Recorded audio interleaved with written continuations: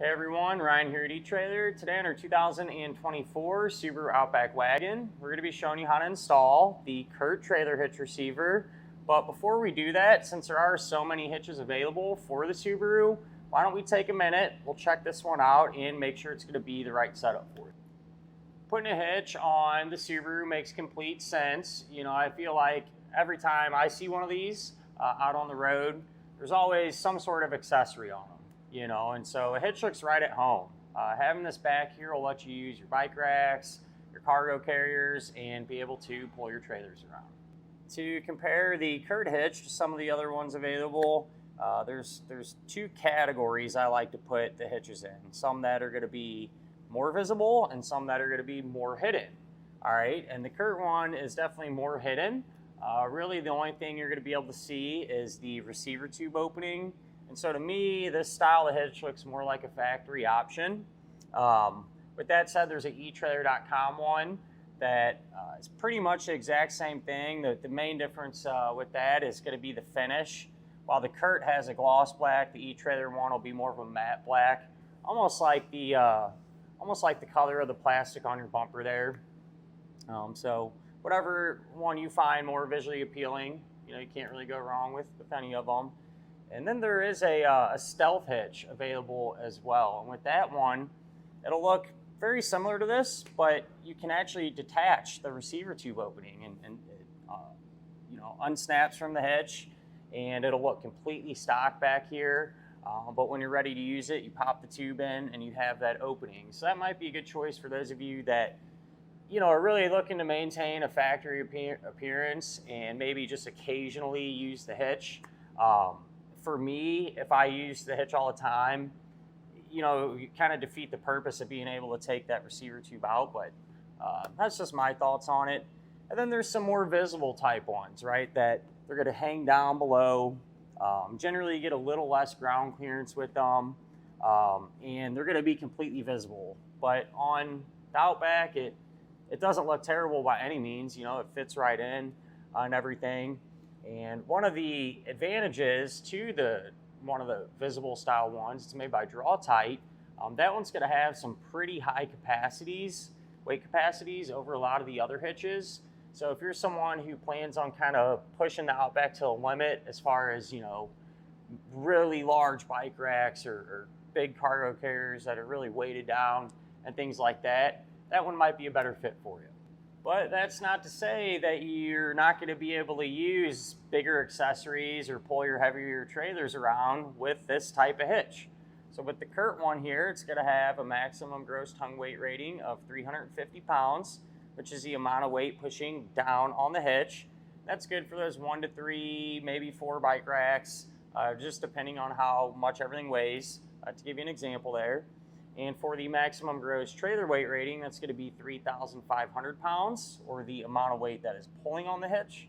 So that'll be the weight of your trailer, plus anything that you might have enter on it. Now, I do always like to recommend, it's always a good idea to grab your Subaru's owner's manual. That way you can check in there and make sure that your Outback can handle that amount of weight safely. The hitch is going to have a 2-inch by 2-inch receiver tube opening, which is a super common size, so a ton of different things will work with it. It is going to utilize the standard 5/8 size pin and clip. Keep in mind though, a pin and clip does not come included with the hitch. If you need one, not a huge deal. You can grab it here at eTrailer. A lot of times too, if you end up buying a new accessory, they'll come with one, so something to look out for there. And the safety chain openings are going to be a loop style, easy to get to, and large enough to allow you to use pretty much any size hook that your trailer might have on it. Now, one thing I want to point out, our neighbor here today, they have an 1.25 inch, a smaller accessory that they use from time to time. And so, you know, you can always use an adapter like this or a reducer, which can plug into the hitch, make that opening smaller, and allow you to use that 1.25 inch accessory. We'll grab a couple measurements now, and these will help us figure out what type of accessories are going to work best. If you go from the ground to the top inside edge of the receiver tube opening, taking into account the lift that we're parked on, it's going to be about 16.5 inches. So for those of you pulling a trailer around, you can probably use a ball mount that has a straight shank maybe even one with a slight drop in it, maybe an inch, something like that, probably work well in most situations. And if you go from the center of the hitch pin hole to the edge of the rear bumper, that's only going to be about 3 inches, which is really good. So you shouldn't really run into too many issues here, but if need be, you can use that to figure out exactly if any of those folding type accessories that you might have can be stored in that upright position without hitting the back of your Subaru's bumper. Now, with all that said, since this hitch also fits the Wilderness Edition models, those tend to sit up a little bit higher off the ground. So just something to think about and take into consideration. You know, those measurements can vary a little bit if you do happen to have the Wilderness. So when it comes down to it, this is going to be a great general purpose all-around hitch. You know, it looks good and it's going to be able to handle pretty much anything that you want to throw at it. So really can't go wrong there. As far as the installation goes, it's really not too bad at all. Even though you do have to remove the rear fascia, Subaru makes it really easy. There's just a handful of push pin style fasteners that you remove, and everything pretty much just comes right off. You know, and honestly, some of the ones that hang down below at first sight, you might think they're easier to put on, but for those of you at home, you know, by taking the fascia off, you're going to be working standing up the majority of the time. You know, you're not going to be on your back under the car the whole time, you know, lifting heavy stuff up above your head and everything. So take your time. You know, I'll give you some pointers along the way that can hopefully give you some confidence and make this an easy task to get the hitch on your Outback. With all that said, though, if this is something you don't have the time to mess with, or, you know, whatever the case may be, I definitely understand. You can always use our dealer locator network, and that can help you find a shop in your neighborhood that can set something like this up for you. But with that in mind, why don't we go ahead and get started on this hitch now. To begin our installation, we're going to be underneath the back of our Subaru, and along the bottom edge of it here, all the way across, we're going to have several push pin style fasteners that we can pull out. Here's what they're going to look like, and with these you can take a flathead screwdriver, just kind of pry underneath the head of it, and then you're able to work the base out. And sometimes these can be pretty tight. Our car is in really good condition, but a lot of times dirt and junk will kind of build up in there, and if you're struggling with that, one thing that I've done in the past is just kind of pulled the head down and then sprayed water, soapy water in there. You can kind of work it back and forth, and that seems to help get them released if that's something you run into. But we're just going to work our way around here. Some of them we won't need to remove, like this for example. It's just holding the silver piece of the black piece. We're looking to remove the ones holding the fascia to the support bracket. So this one will come out. Just work our way all the way around here. Moving to our wheel well, I did put some painter's tape along the seams here because in a moment we are going to remove the fascia. I don't want to scratch anything, so that's what that is there for. But we're going to have one fastener, kind of where the quarter panel and the fascia meet. And this is just a push pin style as well. And some of these Outbacks might have mud flaps here. If yours does, you will need to remove them. Usually, you know, I've run into a couple different styles of fasteners. Usually they're a push pin, it might be a bolt or a screw. Either way, if you got the mud flaps, go ahead, get them removed. I went ahead and removed that push pin fastener from the other side of our vehicle, the same way we did over there. And with that said, from this point on, whatever we do to one side of our Subaru, we're also going to do to the other side because it'll be set up the same way. At this point, we can remove our fascia. It's definitely beneficial if you have someone that can give you a hand with this part. But all you're going to do is start at the corner here and just gently pry this out. It's just releasing clips. Thankfully, this part on these Subarus are pretty forgiving. You know, they're not super tight on the sides. Something we have come into in the past, in the center, it seems to get kind of tight here. So sometimes it helps, you know, you get both sides to about here, and you can kind of work it back and forth gently. But there's a similar tabs in here, and you have to give it a little oomph, you know, to get it off. But that's how it gets disconnected. Sometimes too, if you have a trim tool like this or something, you can get in there and kind of pry on it a little bit to get it released. But it looks like in our case, on the driver's side, we're gonna have some electrical connector we need to disconnect.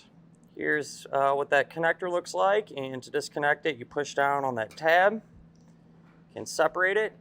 Now the fascia is free, so we'll go ahead and set it off to the side for now.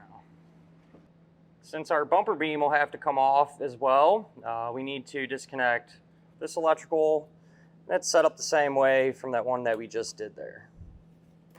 To get the bumper beam off, there's going to be 3 fasteners, 1 on the bottom and then 2 on each side. So we'll take an extension and a 14mm socket, pull them out, and when you go to take the last one off, you definitely want to support the bumper beam. I'm just using my shoulder to kind of keep it in place here.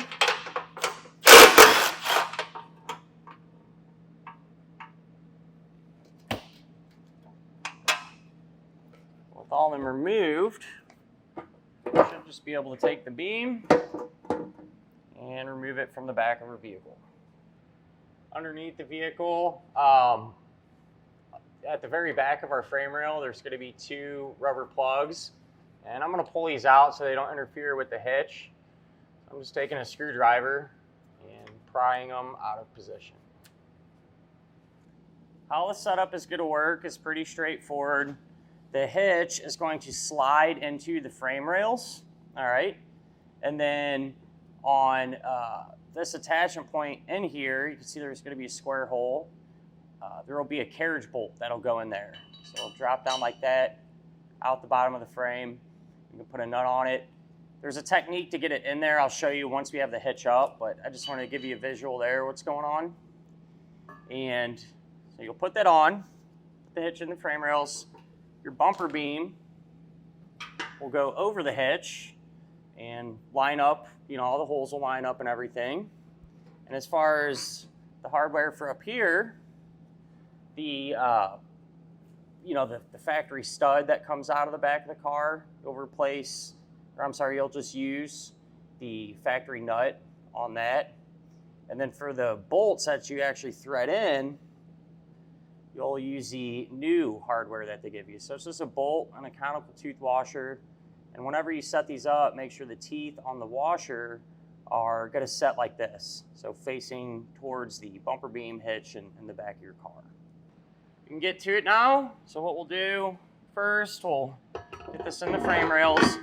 We're not going to put the bumper beam on just yet, because if you do, it's going to block this opening here for our carriage bolt inside of there.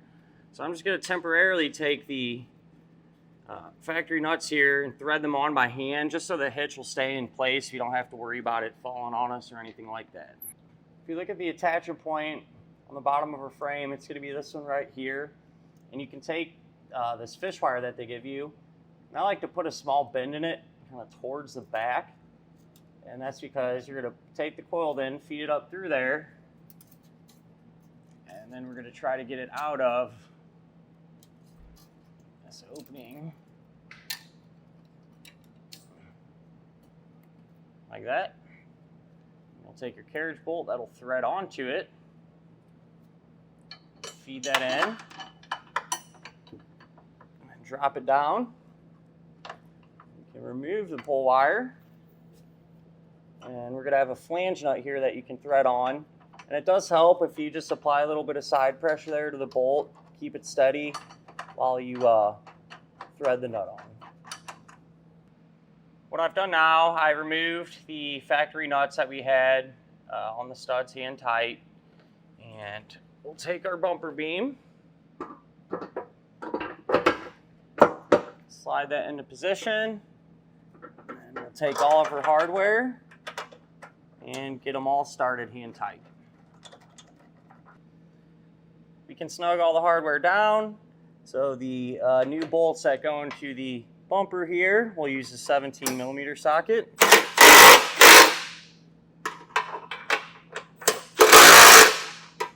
I'm of course, the factory one, we'll put our 14mm back on and run that down too.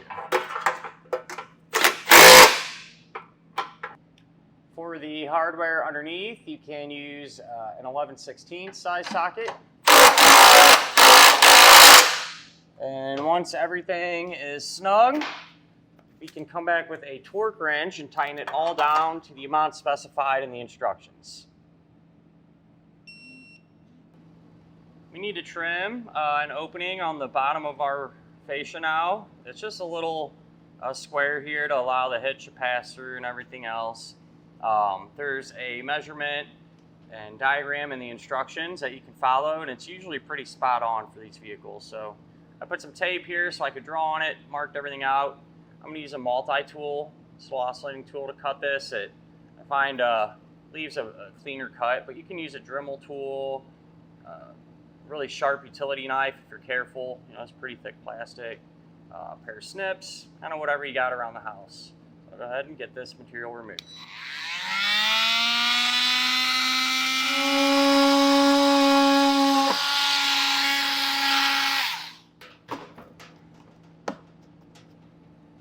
And if you want to, you can always come back with a file or some sandpaper or something and clean up any of these rough edges that you might have.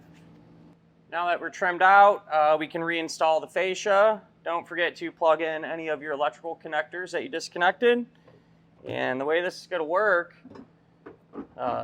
really straightforward. This is going to get resecured the opposite way that we removed it. I got our fascia all resecured and didn't have to make any changes, nothing along those lines. I think everything turned out really well. And with that done, we're in good shape. So that'll finish up our look at and our installation of the CURT Trailer Hitch Receiver on our 2024 Subaru Outback Wagon.